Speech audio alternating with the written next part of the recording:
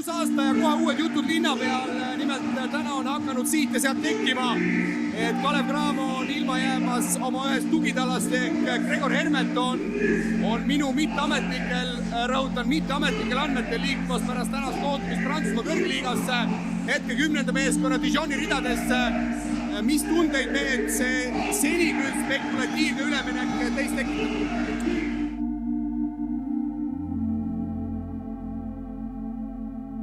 See emotsionaalsus näitab seda, et see minu jaoks saanud perekonnaks. Kõik need inimesed, kes siin on,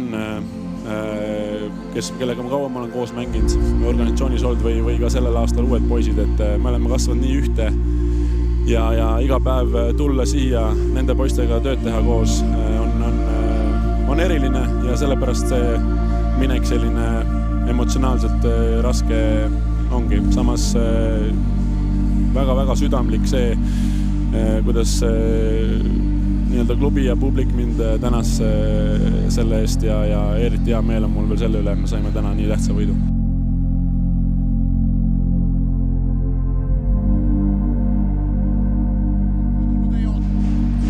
Hermet läheb küll jaudist palli mängu panema, Miška sealt edasi Toomile, Hermet on korvi all heas positsioonis ja otseõus Hermet riputab palli korvi, kui 4,5 minutit on esimest mänguveerandit mängitud.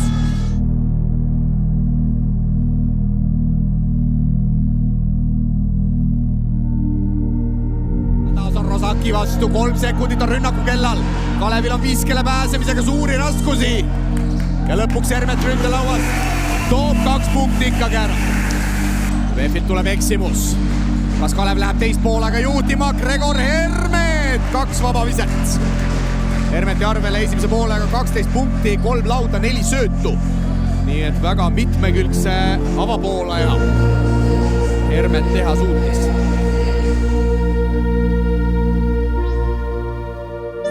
Ma arvan, et ma olen sellises eas, sellise kogemuspagasiga juba korvpallur, kes kui nüüd sellisel hetkel karjääris tuleb ikkagi tippliigast selline pakkumine, siis mõnes mõttes nagu patt oleks proovimata jätta.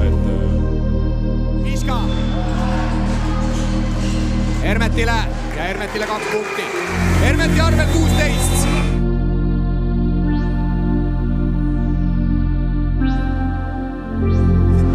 Korvi sellest rünnakust. Võrk ja sööt Hermetile. Korvi ei tule. Ja Hermet on minemas vabaviskejoonele. Puumeister saab siit korraliku õhulennu osaks. Ja kuidas siit VFL mängib. Porter viiakse viskele. See vise läheb mööda. Ja nii see mäng lõppebki. 92-88. On Kalev Cramo saanud põhiturniiri tabelisse 9. võidu 5 kaotuse kõrvale. Ja vaadates just tabeliseisu, siis seda oli Kalevil ikka hädasti vaja.